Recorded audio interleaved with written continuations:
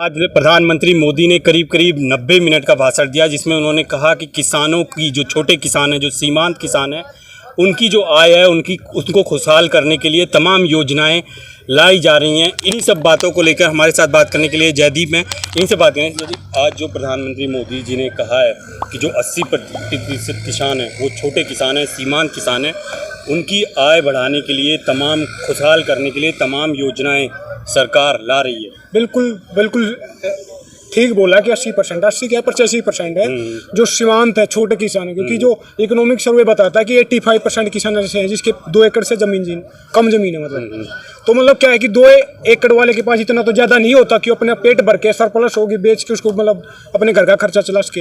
इनको दो राय नहीं। लेकिन वही किसान है जो सुसाइड कर रहे हैं। वो 13,000 मरते हैं। NCRB का डाटा सरकारी कागज होता है, सरकारी आंकड़ा है। तो मर क्यों रहे हैं?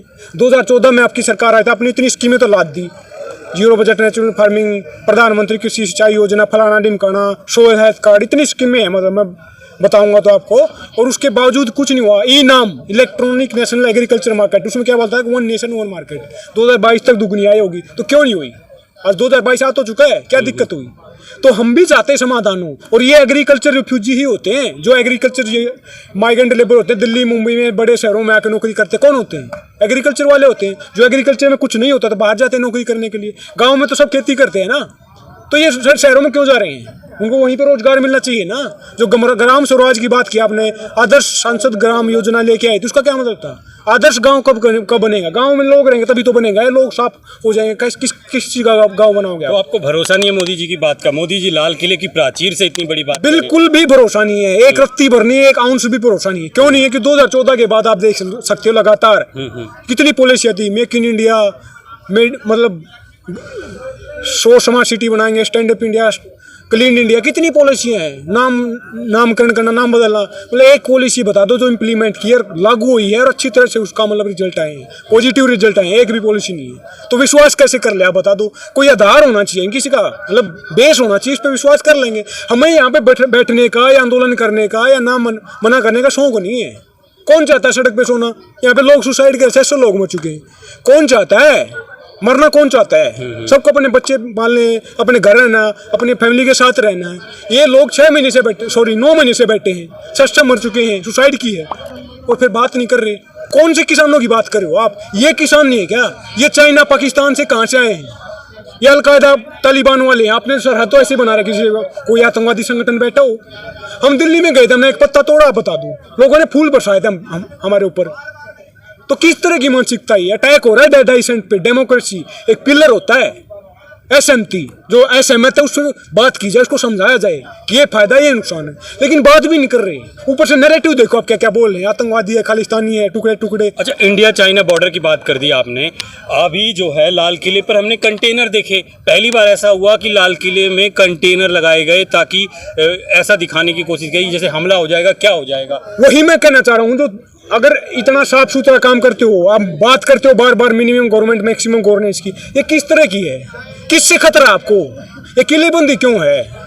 कौन है? मतलब कौन सा आतंकवादी संगठन है? कौन वो आदमी है जो आपके पास एजेंसियां रहा है ना? ये IB है, आर्मी है, सारी पुलिस है, सारा सिस्टम है, कोर्ट है, सारा सिस्टम आपके पास। उसका यूज करो। चोर वो पकड़ा जाता ना कि अपने किलेबंदी की जाती है। मैंने आपको थप्पड़ मार दिया उदाहरण के लिए, तो आप आंदोलन को मतलब घर का गेट बंद करो, देश को बंद कर दोगे क्या? या मुझे पकड़ोगे? कल्प्रिट है, जो अपराधी है, उसको पकड़ा जाए। ये करना क्या? मैसेज क्या देना चाह रहे हैं? मैसेज ये देना चाह रहे हैं कि ये डराना चाह रहे हैं। अच्छा। कि ये नैरेटिव है।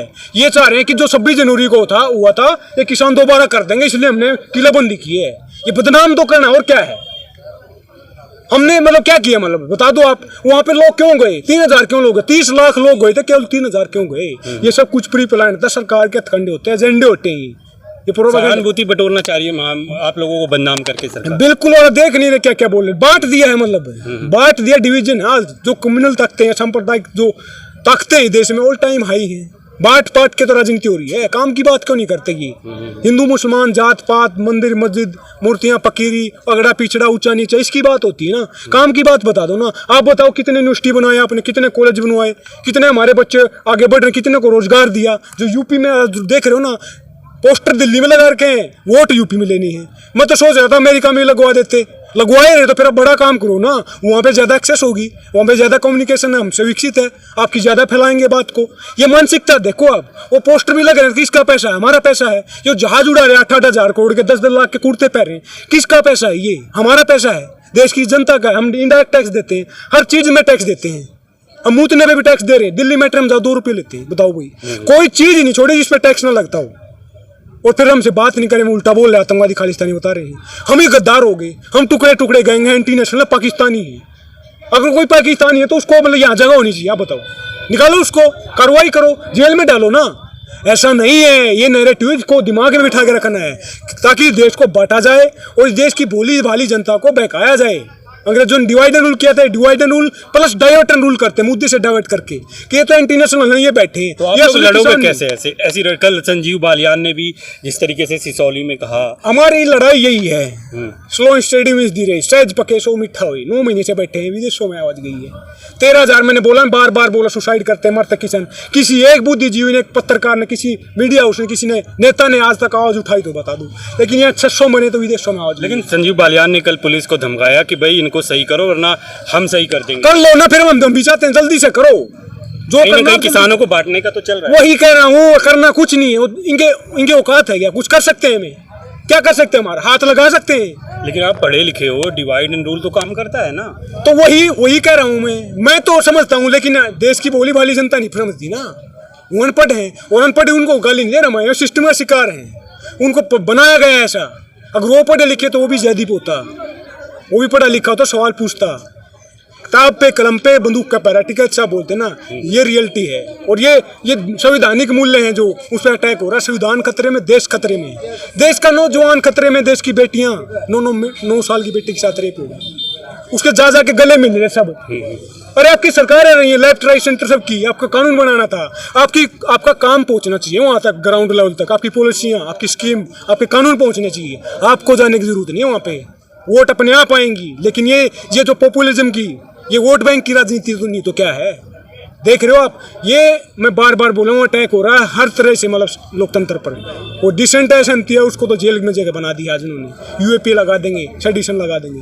तो अंत में ये कहूँगा, जो भगत सिंह ने कहा था कि दिल में रहेगी मरकर भी वतन की उल्फत, मेरी मिट्टी से खुशबू वतन आएगी। इनकलाब जिंदाबाद।